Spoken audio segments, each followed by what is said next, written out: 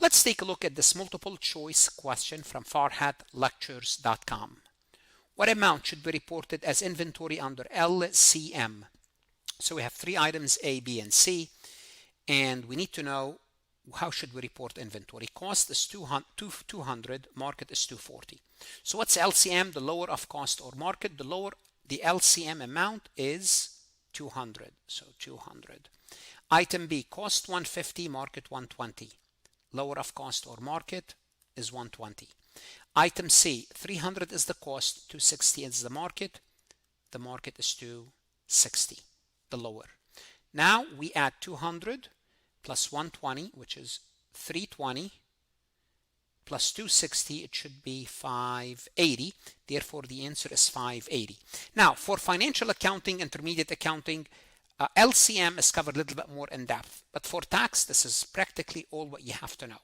Now, what should you do if you're studying for your EA exam, tax accounting, CPA exam? Go to Farhat Lectures and look at additional resources, lectures, AI tools, resources, multiple choice, simulation that will help you prepare for your professional certification and your exam. The best investment you can make is invest in yourself. No one can take that away from you, and God bless. Want to see more CPA exam multiple choice questions solved step by step?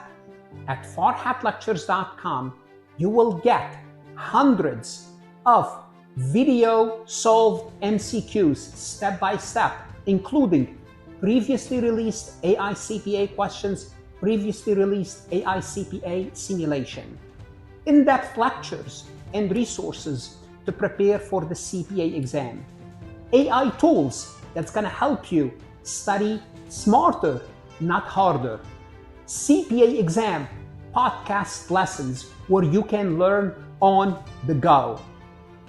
And also you will get the personal guidance of support of Farhat and his team. If you are serious about passing the CPA exam, this is your next step. Visit the website farhatlectures.com, start your free trial, and I hope to see you on the website.